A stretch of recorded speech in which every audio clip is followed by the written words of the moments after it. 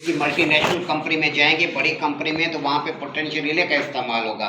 या कहीं test interview government sector में चले जाएंगे, टेस्ट इंटरव्यू आता है। सच चीज़ तो आप लोग टेस्ट इंटरव्यू क्लियर कर जाते हैं, लेकिन आम मैकेनिक नहीं क्लियर करता, फिर हमारे पास भाग रहा होता है डिप्लोमे के लिए। और डिप्लोमे लेने से नॉलेज नहीं आता, असल चीज़ नॉलेज आता है जब आप कहीं बैठेंगे, लेक्चर अटेंड करेंगे, समझेंगे, फिर आता है। डिप्लोमे लेके फिर होते हैं, फिर फेल हो रहे होते हैं। आगे जब जाते हैं डिप्लोमे लेके कंपनी में, फिर हमारे पास वेरिफिकेशंस आ जाती हैं, भाई 1 साल का डिप्लोमा जारी किया, इसके पास तो बेसिक कंसेप्ट क्लियर नहीं है, ये कैसे आपने जारी किया है। फिर हमारी क्लास लग जाती है, तो साहब ये डिप्लोमा कैसे इशू हुआ है, किस तरह इशू हुआ है।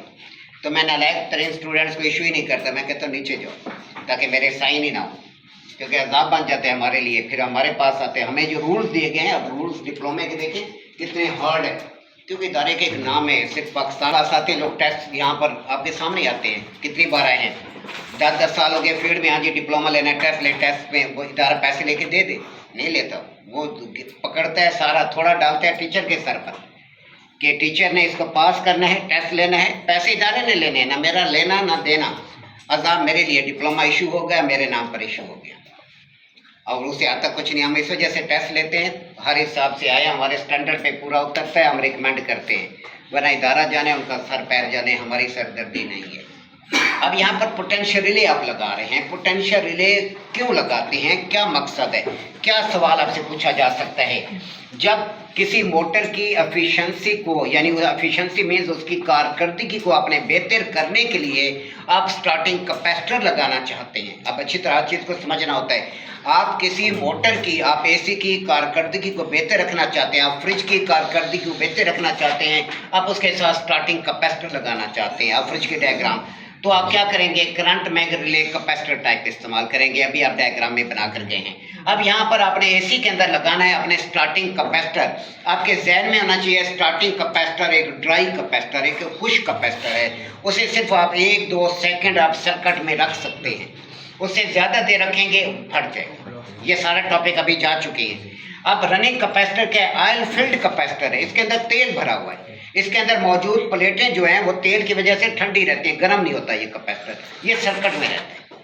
लेकिन जब हम स्टार्टिंग कैपेसिटर लगाएंगे तो उसे 1 से 2 सेकंड सर्किट में रखने के बाद उसे किसी ना किसी डिवाइस की मदद से सर्किट से अलग करेंगे, उसके लिए इस्तेमाल होती है पोटेंशियल रिले। पोटेंशियल रिले क्या करेगी, 1-2 सेकंड स्टार्टिंग कैपेसिटर को सर्किट में रखेगी, उसके बाद उसको अलग कर देगी। उसके बाद ज़्यादा देर रख ही नहीं सकते, ज़्यादा देर रखेगी कैपेसिटर उसी टाइम ब्लास्ट। बिलफर्ड कोई कंप्रेसर कमज़ोर है, स्टार्टिंग प्रॉब्लम है, उसे आपने स्टार्टिंग कैपेसिटर लगाया, साथ पोटेंशियल रिले लगा दी, क्या हुआ, कैपेसिटर फट गया किसी वजह से।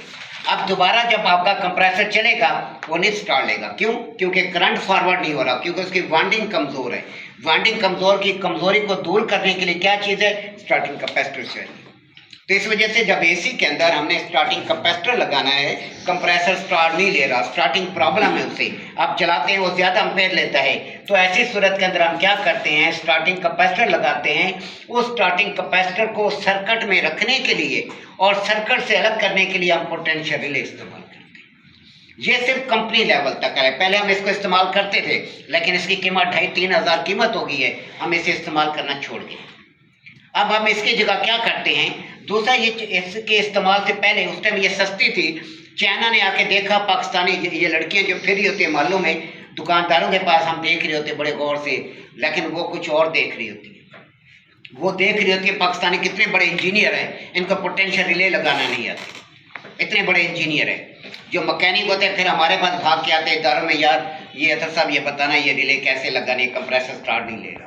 अब इतना अर्सा फील्ड में रहने के बावजूद भी हमारे पास ऐसे ऐसे खड़पैंच आते थे जिन्हें हम समझते थे बहुत बड़ी बलाएं हैं, लेकिन जब हमारे पास पोटेंशियल रिले लगाने के लिए आते थे फिर हमें पता चलता था कि ये बहुत बड़ा मास्टर है कि इसको पोटेंशियल रिले लगाने नहीं आया। फिर चाइना ने क्या किया, उसके लिए उन्होंने उस पोटेंशियल रिले के कनेक्शन थोड़े से मुश्किल हैं आम मैकेनिक के लिए, उन्होंने फिर बिग किक रिले निकाला।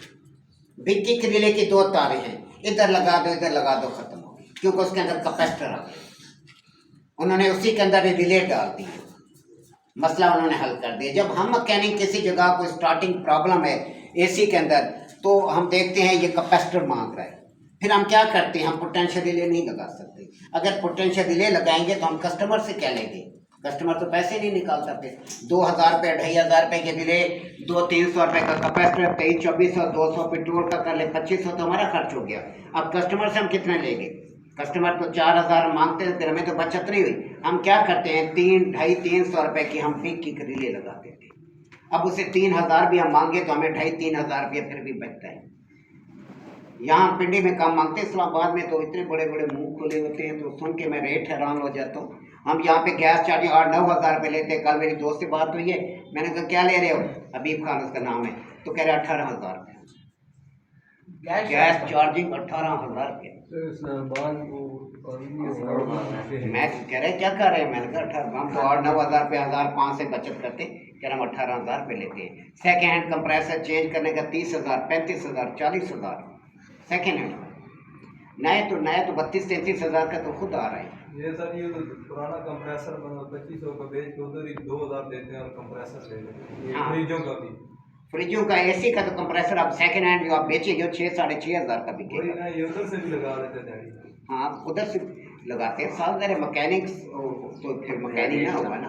अब डॉक्टर हमें हाथ लगाने के 1,500 रुपये ले लेते हैं, तो वो किस खाते में जाते हैं? बात वो डॉक्टर उमर साहब है होली फैमिली के, वो 4,000 रुपये लेते हैं। उसके किसी ने बात की कि बच्चों का टेस्ट का इतना पैसे, कह रहे मेरे पास जिसकी जेब में 20-25 हज़ार ना हो तो मेरे पास ना आए।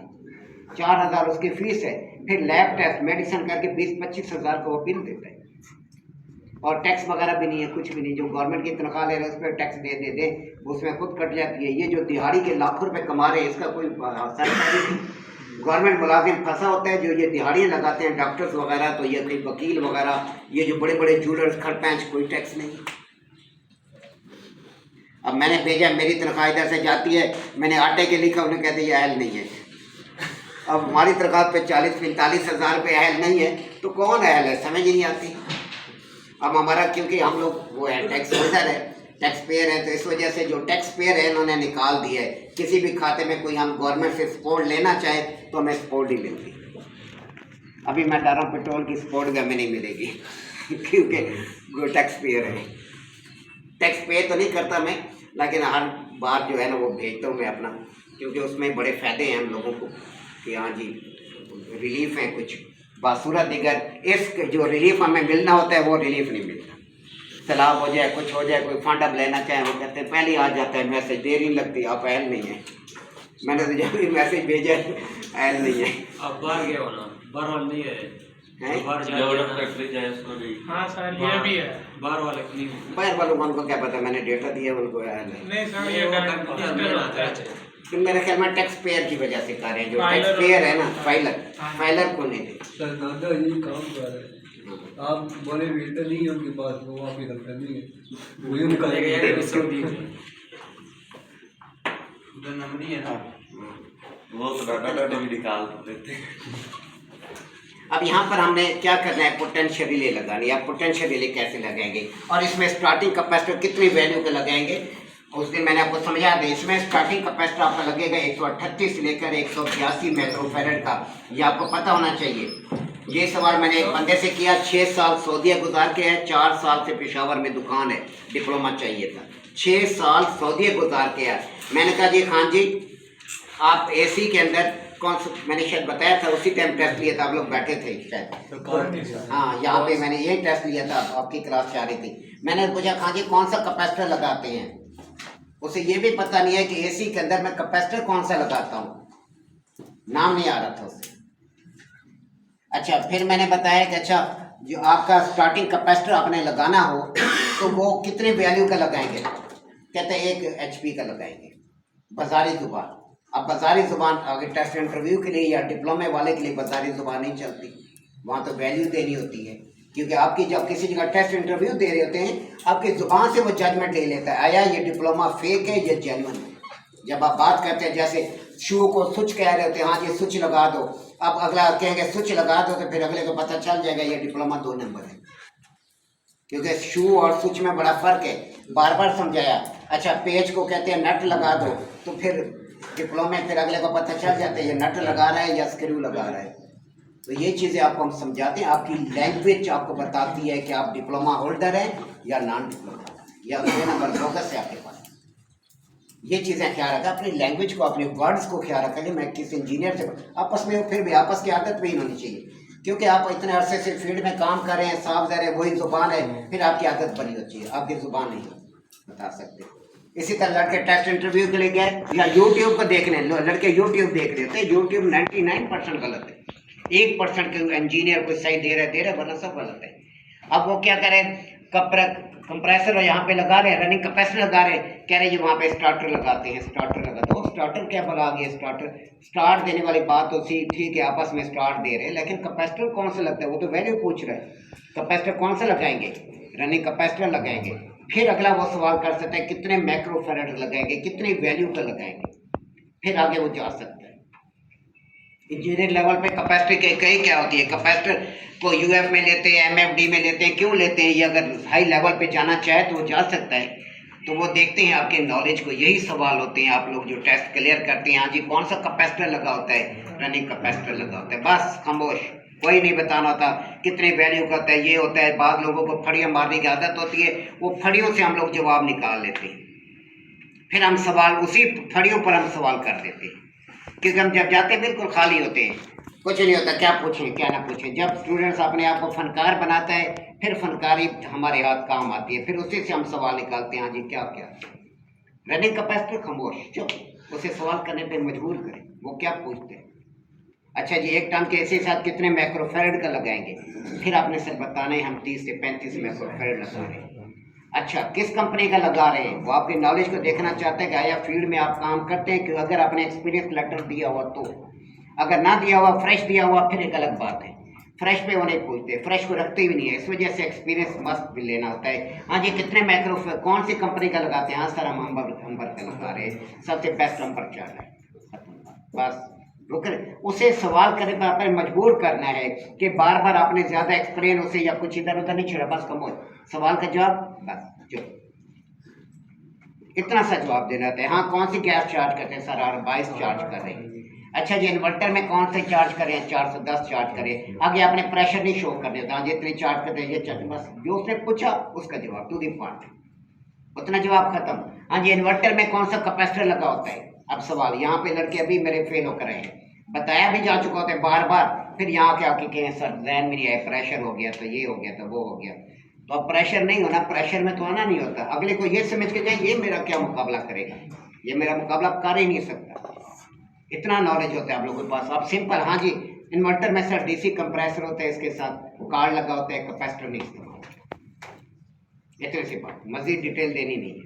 मजीद उससे सवाल करने पे मजबूर करें कि डीसी के अंदर आपका कैपेसिटर इस्तेमाल नहीं होता, तो ये मजीद जब इन्वर्टर आएगा फिर उस टाइम मजीद आप इसको मैं वजाहत कर दूंगा। असल सारा कुछ होता है आपकी पिकिंग पावर पर, कि आपका फिर भी आप बेहतर है दूसरी क्लास से, पहली वाली क्लास से कुछ बेहतर है। कुछ तो प्रोफेसर हर क्लास में होते हैं, इधर भी प्रोफेसर है उसमें, लेकिन उसमें तो 90% मुफ्ती आजम और प्रोफेसर पता नहीं क्या क्या है, इसमें हैं सही मेरे पास, हमें पता होता है कौन कौन बैठा हुआ है, लेकिन ये बताते नहीं है। बहुत ज़्यादा इज्जत अफजाई भी अच्छी नहीं रहती, फिर बंदा बहुत ज़्यादा हाई लेवल पे चढ़ जाता है। अब यहाँ पे इसके साथ हमें कैपेसिटर लगाना है, कितनी वैल्यू का, 100